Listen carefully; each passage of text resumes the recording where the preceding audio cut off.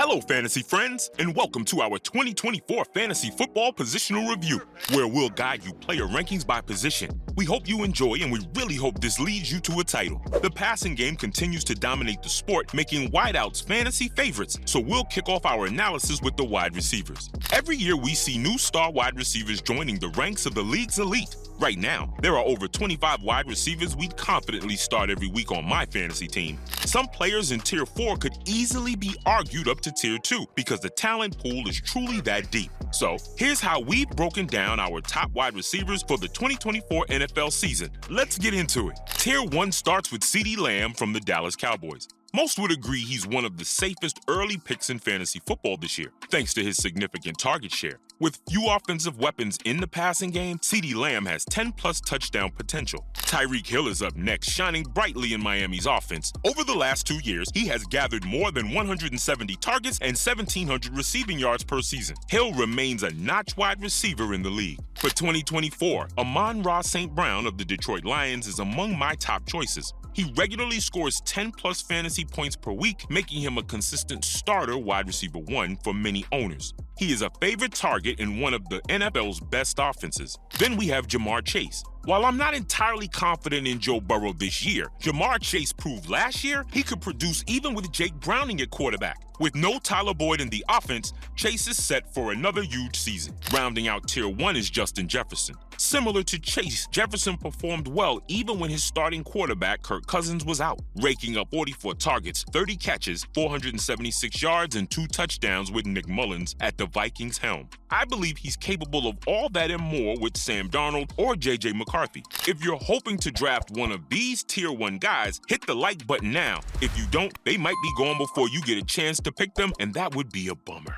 Moving on to Tier 2, we start with Garrett Wilson. He's putting up over 1,000 yards with a mix of quarterbacks like Zach Wilson, Mike White, and Joe Flacco. Imagine what he'll do with a healthy Aaron Rodgers. He definitely deserves a higher ranking this year than most pundits are giving him. Next is Devontae Adams. It might not be pretty, but he'll get so much volume that if Gardner Minshew can provide more catchable targets, Adams will rack up fantasy points through sheer volume alone. Then there's A.J. Brown. While he's not the most consistent, he can score fantasy points in bunches, with a third of his season's points coming from just 3 games last year. Be on the lookout for Brown to eclipse his 86 receptions and 1,237 yards from a year ago. Marvin Harrison Jr., a rookie for the Arizona Cardinals, is next. He's set for a huge target share in his inaugural season. QB Kyler Murray has supported a top wide receiver in fantasy before, and Harrison Jr. has the potential to do the same with target volume and his big playability. Following him is Puka Nacua. It's not just the Puka show in LA anymore, with Cooper Kupp healthy and Demarcus Robinson returning. Still, we expect Puka to give us top 10 production at the position. Finally, we have Mike Evans. Nothing significant has changed in Tampa Bay to suggest Evans won't duplicate his production from last year. He's a lock for over 1,000 yards and around 10 touchdowns per season, earning his top spot at the end of Tier 2. Now that we've covered 2 tiers, this is the moment. If you haven't yet, go ahead, pound that subscribe button.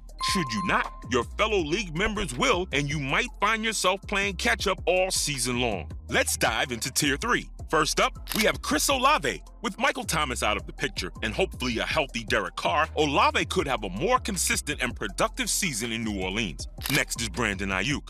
BA was the 49ers' deep threat and also Brock Purdy's favorite target. Whether he stays in San Francisco or not, it doesn't really matter. Ayuk doesn't need a lot of targets to accumulate fantasy points and is not a volume receiver. No matter if he stays in the Bay or if he dons the black and yellow in Pittsburgh, look for Ayuk to give you 80 catches and 8+ tugs this year. Then there's Deebo Samuel. By the end of the season, Deebo is always a top 20 wide receiver. The issue is his inconsistency and frequent minor injuries. But let's be honest, despite having fewer than 1,000 receiving yards last year, Deebo can single-handedly win you a week. Moving on to Michael Pittman of the Indianapolis Colts. The Colts have added new options, like Josh Downs and Adonai Mitchell, and we know about Jonathan Taylor. but Pittman remains the top wide receiver. He just needs catchable targets from Anthony Richardson. Last year, he got them from Gardner Minshew, but we expect Richardson to find him less frequently, which is why he's in the middle of Tier 3.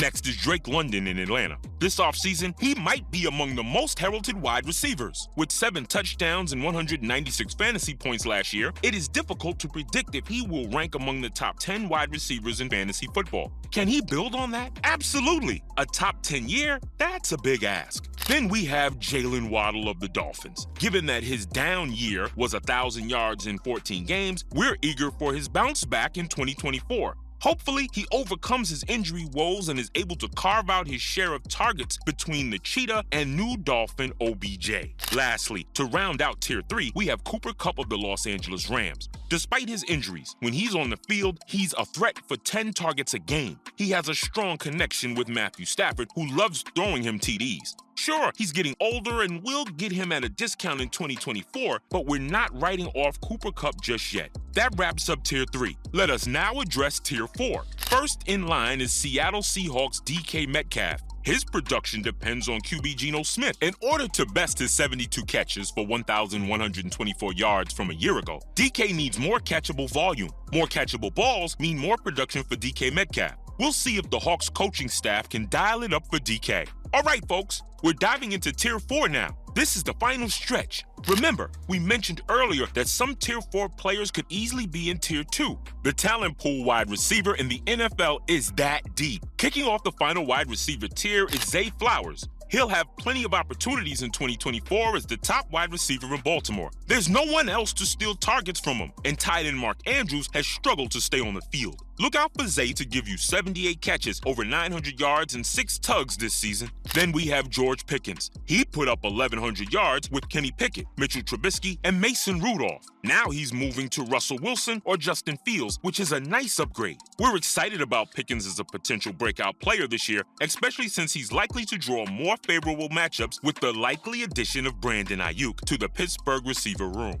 Though that trade is not yet final, that duo would be among the league's best. Next is Devontae Smith in Philly. He has the talent to be a top 12 wide receiver in fantasy football. He plays in a great offense, but the Eagles have so many weapons that he doesn't get the chance to shine weekly. This is why he's mid-tier 4 fantasy pick for us. Then there's Hollywood Brown of the Kansas City Chiefs. He's in line for a huge target share as a complimentary stretch Z to Rice's X. Hollywood was brought in to be a vertical threat and take some pressure off Travis Kelce, but because of his underwhelming 2023 stat line, he's mid-tier 4 for us. Next is Chris Godwin of the Tampa Bay Buccaneers. He dominated down the stretch in 2023 because they shifted him to the slot, and the Bucs staff has already committed to him as their slot receiver this year. He's a security blanket for QB Baker Mayfield, and we've seen him produce. That's why Godwin is higher in our rankings than others. Then we have Amari Cooper. We love to rank him higher, but we just don't trust Deshaun Watson. The only reason Cooper is this high is because their backup quarterback is Jameis Winston. If Winston plays, we know he has a tendency to look onto his number one option, which is still Amari Cooper. Never mind the addition of Jerry Jeudy, Cooper is still the top guy in Cleveland. We'll round out Tier 4 with Malik Neighbors of the New York Football Giants. Coming off an electric final season in Baton Rouge, where he caught 89 passes for 1,569 yards and 14 touchdowns, we expect wide receiver 1 energy from Neighbors early in his rookie season. We wish he was playing anywhere else but New York, where fantasy studs often struggle. His talent is undeniable, but he needs a lot of quality targets. And when you think of Daniel Jones, a ton of quality targets doesn't exactly come to mind. That's why he's ranked lower. Don't forget to like and subscribe if today's video will be a resource to your upcoming fantasy draft.